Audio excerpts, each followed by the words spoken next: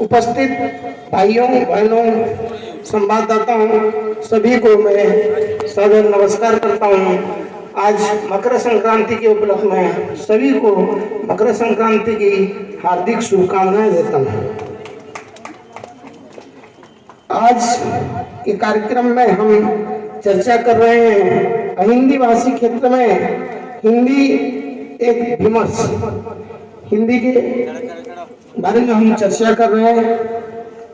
आज हमारा यह क्षेत्र बलांगीर, हम उड़ीसा में रहते हैं। बलांगीर एक हिंदी भाषी क्षेत्र है, फिर भी हम प्राय सब हम उड़िया में ही बातचीत करते हैं क्योंकि उड़िया हमारी मातृभाषा है और हम सबको हिंदी भाषा की जानकारी, हिंदी भाषा का ज्ञान होना चाहिए क्योंकि हिंदी हमारा राष्ट्रभाषा है। आज हम हिंदी बोलते हैं, जानते हैं तो भारत देश के कहीं भी जाने में कोई दिक्कत नहीं होती, कोई परेशानी नहीं होती। हिंदी में बातचीत करेंगे, हिंदी की आदत, बातचीत नहीं करेंगे तो हिंदी की आदत छूट जाएगी। कहीं भी सफर करते समय बस में, ट्रेन में परेशानी हो सकती है क्योंकि आजकल मैक्सिमम लोगों की बातचीत जो है हिंदी में ही करते हैं। अपने बच्चे बाहर पढ़ने जाते हैं, बाहर के बच्चे हमारे यहाँ पढ़ने आते हैं। भाषा नहीं समझने से वार्ताओं का आदान प्रदान ठीक से नहीं हो पाता है।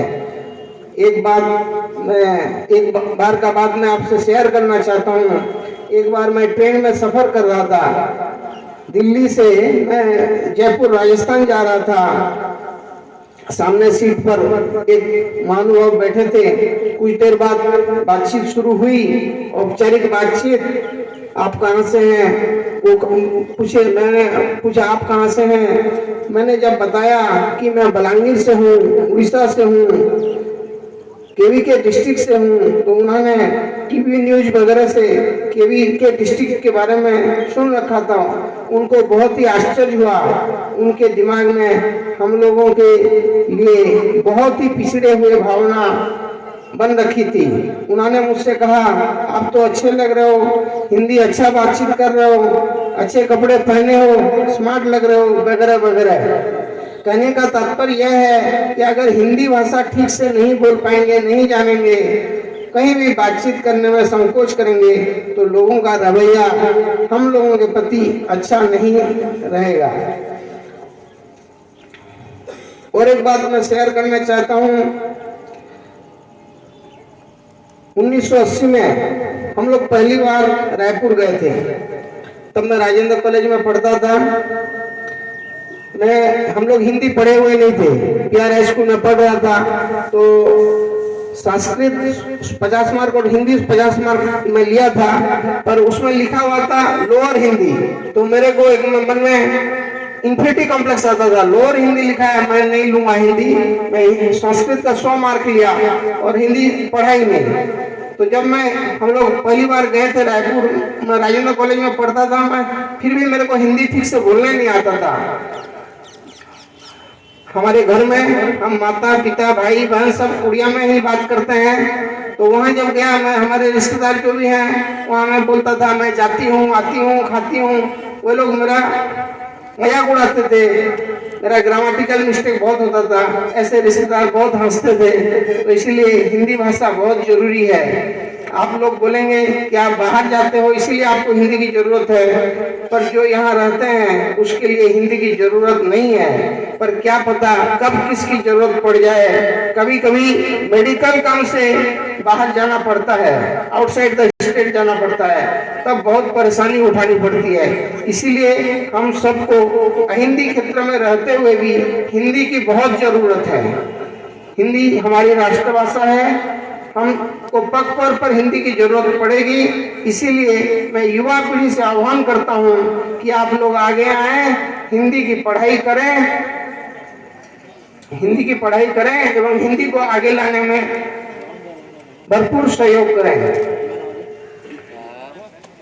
पत्थर एक बार मंदिर जाता है, पत्थर एक बार मंदिर जाता है और भगवान बन जाता है, और हम इंसान रोज मंदिर जाते हैं फिर भी पत्थर ही रह जाता है। हिंदी भाषा विकास परिषद एक मंदिर के समान ही है, यह एक सामाजिक मंदिर है। इस मंदिर में आने वाले प्रत्येक महानुभाव से मेरा विनम्र निवेदन है, आप सब एकजुट होकर हिंदी भाषा के विकास के लिए तन मन धन से सहयोग करें, ताकि हमारा यह राष्ट्रभाषा हिंदी भाषी क्षेत्र में भी ऊंचाइयों को छुए। और एक बार की बात है, शायद तमिलनाडु की बात है, 1965 से 1970 के बीच की बात है। आचार्य श्री तुलसी उनका पद यात्रा वहां कर रहे थे। उस समय हिंदी भाषा का वहां पुरजोर विरोध चल रहा था। तो आचार्य श्री तुलसी उस समय मलयालम माने अन्नामलई यूनिवर्सिटी में उनको जाना था। तो आध्यात्म जगत के बहुत पुरोधा लोग बोले वहाँ हिंदी का बहुत विरोध हो रहा है, आप वहाँ मत जाइए। वहाँ 2-3 बच्चों की जान भी जा चुकी थी, पर उन्होंने कहा मैं जाऊंगा। उन्होंने गए और उन्होंने अपना भाषण शुरू किया।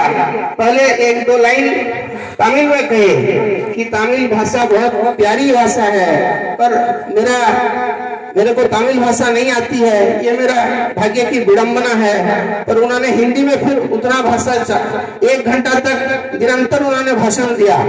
तो सब लोग सुनते रहे। लास्ट में जब आंदोलनकारियों से पत्रकार भाइयों ने पूछा कि आप लोग हिंदी को 1 घंटा तक कैसे झेले, तो उन्होंने कहा ये एक संत की हिंदी है, हमें संत की हिंदी से कोई नफरत नहीं है, हमें राजनीतिज्ञों की हिंदी से नफरत है, हमें राजनीतिज्ञों हिंदी से नफरत है। उन्होंने ऐसे कहा। उसके बाद उनका बहुत समर्थन हुआ। वो जहां भी गए उनका मेरा वक्तव्य पूरा करने से पहले मैं आयोजकों को बहुत बहुत धन्यवाद देता हूँ। उन्होंने एक अच्छा विषय पर चर्चा रखा। मैं आशा करता हूँ ऐसे भी कार्यक्रम आगे भी होते रहे।